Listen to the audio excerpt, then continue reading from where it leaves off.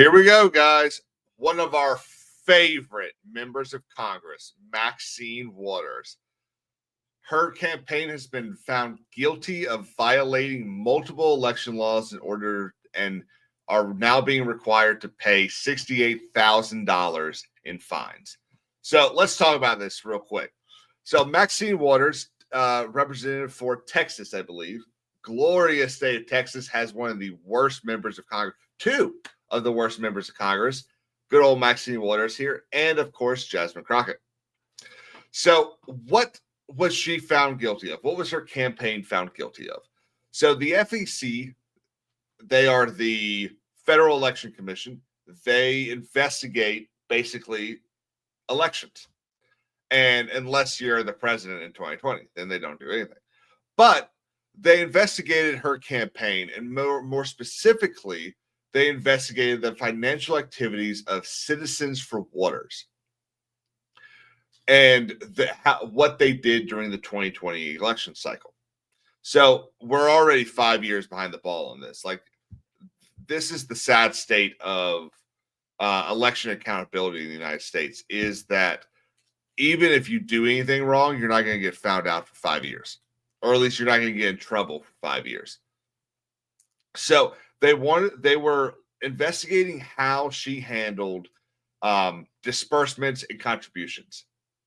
So one of the things they looked into was that Citizens for Waters knowingly accepted excessive contributions totaling $19,000 from 7 donors in 2019 and 2020.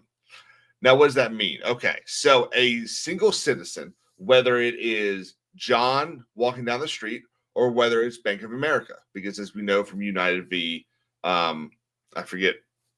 Citizens United, corporations are thought of as people when it comes to First Amendment. So under federal election law, the maximum a person can contribute to a campaign is $2,800 for each cycle, meaning that you can contribute $2,800 to the primary and $2,800 to the general election. So in total, you can contribute $5,600. Well, that's a lot less than $19,000. So there's one right there. We don't know what the breakdown per donor is. The FEC did not share that information, which is unfortunate.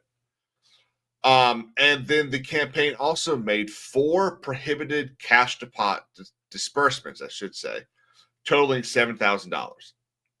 That exceeds the $100 limit. Now, why is there a $100 limit? Well, there's a $100 limit because tracking cash disbursements is a lot harder than tracking ACH or wire payments.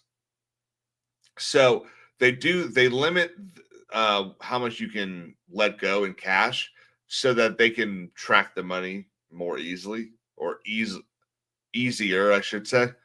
So all in all, if I'm being brutally honest here, these are not like, oh my God, tear her down violations. Like, these are, from what I can tell and the little bit of research I've done based on other complaints the FEC receives and other investigations they do and other members of the House of Representatives and the Senate, these aren't like wildly insane things to get in trouble for. And the other thing to remember is these aren't Maxine Waters.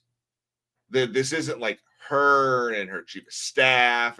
This is basically a PAC that is working for her. So it's not, while it's very possible that she knew about everything and all this, and I would not doubt that, it's not like her hand is in the cookie jar.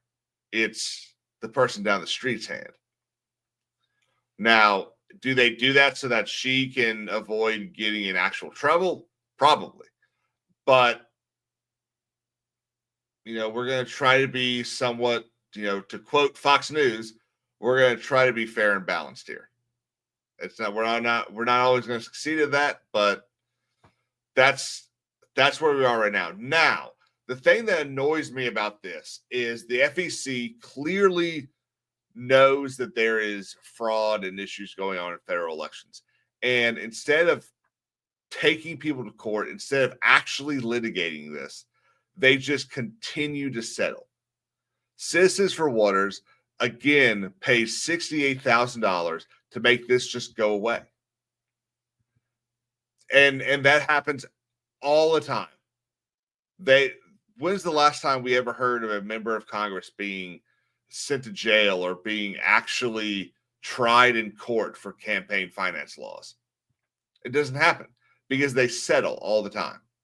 Now, is this to prevent the FEC from, party politics? Probably. The people in charge over there probably don't want to look like they're going after one party or the other. And I'm not going to sit here and say that I'm naive to believe that, the Republicans don't do this, and only the Democrats do this. Republicans definitely break election finance laws.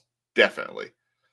But I think the issue is that we see a group of representatives and senators who truly believe that they are above the law, who truly believe that neither the courts nor the people have anything to do with what they should have to do. And I think that's the big problem here. The FEC should have said, you know what? We're done doing this. We need to draw a line in the sand. You are going to court. We are 100% charging you with violating election finance law. You are going to court, and we are going to try this. If you win, you win, but we're tired of this. Someone needs to stand up and say, look, we're done doing settlements. We're done giving people benefit of the doubt. Something needs to be done.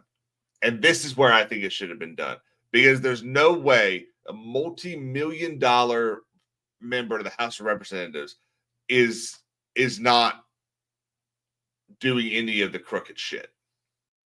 I hope everyone has a great day. Don't forget to like and subscribe, and we'll see you all back here tomorrow for our next video. Tomorrow's is going to be a doozy.